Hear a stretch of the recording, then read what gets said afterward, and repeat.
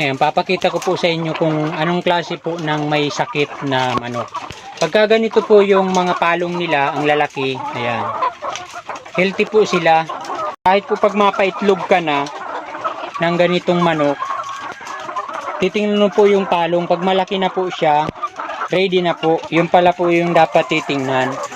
Ayan, kung makikita nyo po yung palong. Tapos ipapakita ko naman din po mamaya kung anong klase po ng may sakit. Kasi pag may sakit po siya, apektado po yung palong.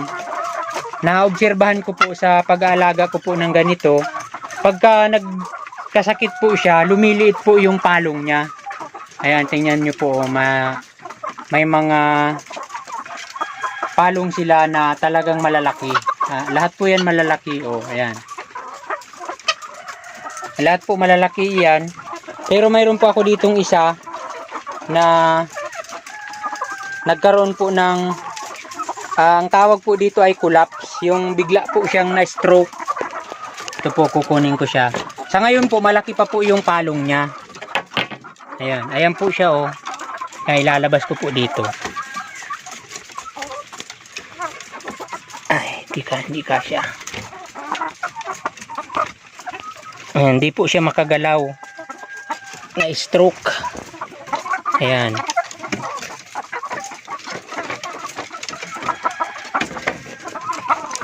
Ayan po. Pero po sa ngayon bagong stroke po siya. Ayan po yung palong niya talagang malaki. Ito. Kung titingnan niyo po malaki yung palong niya. Kukuha po tayo ng metros at susukatin natin para makita natin kung ano yung diferensya ng palong pagka siya po ay nagkasakit. Ito po ay kahapon lang po ito nalumpo po siya. Pero ito po gagaling pa naman po siya. Ang ginagamot ko lang po dito ay calcium. Pinapainom ko lang po siya ng calcium. Pagka naagapan mo po siya, 4 to 5 days, nakakatayo na po siya. Minsan po, pagka nagrabe po talaga, ito grabe po ito kasi di niya maibuka yung ano niya. Ayan Kahit po yung bibig niya naglock, ang hirap po siyang ibuka. Pagka magpapainom ka ng Kaya hindi po siya makakain. Ayan nag-relax yung niya. Susukatin natin kung gaano kahaba yung palong niya. Ayan. 9 cm po siya. Ito halos mag 10 cm. Ayan. 9 cm nga yung laki niya, yung haba. Tapos yung laki niya naman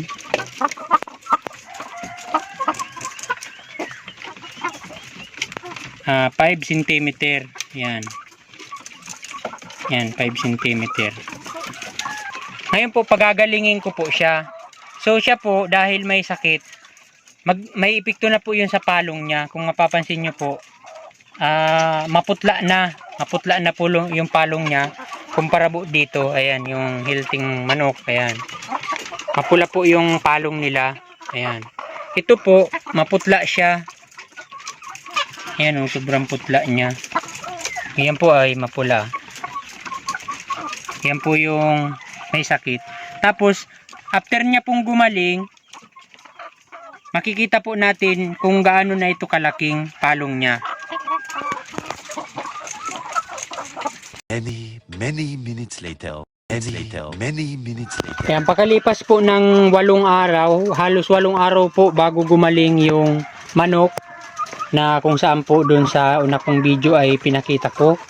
Ngayon po ay titingnan po natin. Inalis ko na po siya dito kasi masyado pong mainit. Baka kako naabala dahil naabala yung pagaling niya dahil mainit kasi mababa.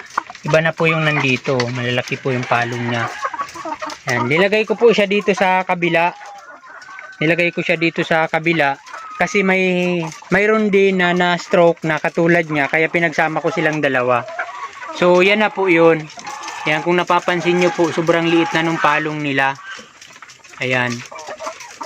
So ngayon, kukunin po natin yan para sukatin kung gaano nakalaki yung dating sukat. So sa ngayon po, thanks God kasi wala na pong iba na may sakit dito. Yan po talaga ay dumarating yung mga pagkakataon na nagkakaroon ng ganyan kasi nakukulangan sila ng calcium kasi sa araw-araw ng kanilang pangingitlog. Kahit po gumamit ka ng sisikal, gumagamit po ako ng ganitong calcium para po ihalo sa kanilang patuka. Pero hindi po talaga naiiwasan na nagkakaroon ng ganyan na pag-collapse ng manok. Pero mas maganda po na gumamit pa rin tayo ng sisikal para magkaroon man tayo ng ganyan pa isa-isa lang. So pagka nagkaganyan na po, napapagaling naman po siya ng calcium lactate. Ito po yung ginagamit ko dyan. Ayan, ito po yung ginagamit kong pagpainom sa ganitong manok. Ngayon po kukunin ko po siya. Yung isa lang po yung kukunin ko kasi mahirap po pag dalawa yung kukunin. Ayan. Tingnan nyo po yung difference ng palong nila. Ayan, ito po yung mga palong ng hilting manok. Ayan, walang sakit. Ayan. Ngayon po kukunin ko po siya para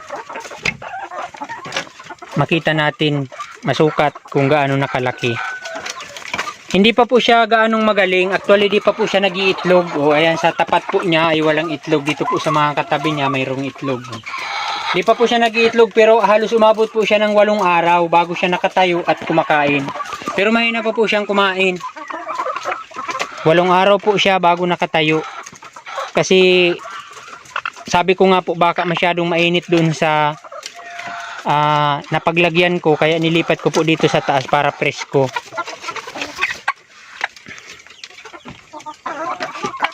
So ayan na po, nakakatayo na siya oh. Kunin ko lang yung mitros. Ayan, nakakatayo na siya. Pero, hindi po ganyan yung manok na ito pag kung hindi siya galing sa sakit. Kasi maila po siya. So, ngayon, susukatin natin kung gaano nakalaki yung, ay kaliit yung palong niya.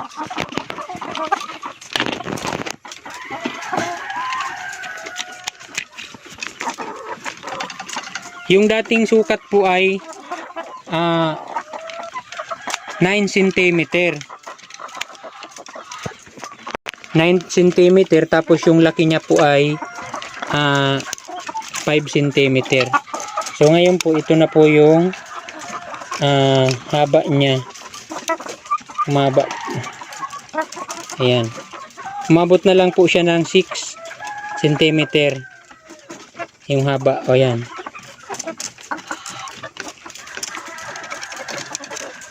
Parang lumiit po kasi ito po yung matangkad na sinukat ko dati.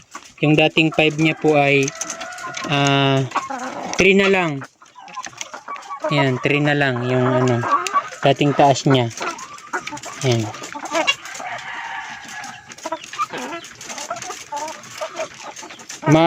Lumagpas lang siya kaunti ng 3 at 6. Ayan. Basta makikita nyo po naman yan. Oh, ang liit na.